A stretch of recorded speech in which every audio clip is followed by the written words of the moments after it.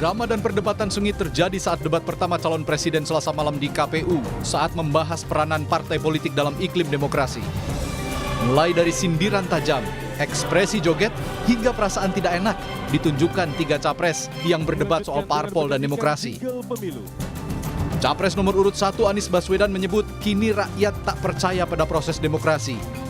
Anies pun menyindir capres nomor urut 2 Prabowo Subianto yang tidak tahan menjadi oposisi. Pada momen ini juga Prabowo memperlihatkan ekspresi meledek saat Anies berbicara. Sayangnya tidak semua orang tahan untuk berada menjadi oposisi. Oke? Seperti sampaikan Pak Prabowo tidak tahan untuk menjadi oposisi. Apa yang terjadi? Beliau sendiri menyampaikan bahwa tidak berada dalam kekuasaan membuat tidak bisa berbisnis, tidak bisa berusaha. Karena itu harus berada dalam kekuasaan. Kekuasaan lebih dari soal bisnis, kekuasaan lebih dari soal uang, kekuasaan soal kehormatan untuk menjalankan kedaulatan rakyat. Pernyataan Anies itu dibalas Prabowo dengan mengingatkan Anies bahwa jika demokrasi tak berjalan, tak mungkin Anies menjadi gubernur DKI Jakarta yang saat itu diusung Prabowo melalui Gerindra sebagai partai oposisi pemerintah. Pernyataan Prabowo ini diakhiri ekspresi dirinya berjoget. Kalau demokrasi kita tidak berjalan, tidak mungkin Anda jadi gubernur.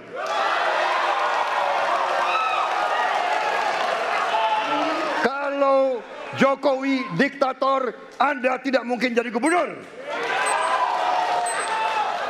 Saya waktu itu oposisi, Mas Anies. Anda ke rumah saya, kita oposisi, Anda terpilih. Waktu habis, Bapak. Harap tenang, Bapak Prabowo. Baik, para pendukung. Sementara itu melihat perdebatan Anies dan Prabowo, capres nomor urut 3 Ganjar Pranowo merasa tidak enak pada keduanya yang disebutnya saling membuka buku lama. Namun Ganjar pun mengingatkan Anies bahwa oposisi itu hanya soal kepentingan saja. Kita jadi tidak enak ini Mbak hari ini. Mohon maaf, saya tidak enak karena dua kawan saya sedang nagih janji dan membuka buku lama. Tapi percaya begini, yang pertama tidak ada demokrasi tanpa partai politik. Tidak ada, suka tidak suka, mau tidak mau.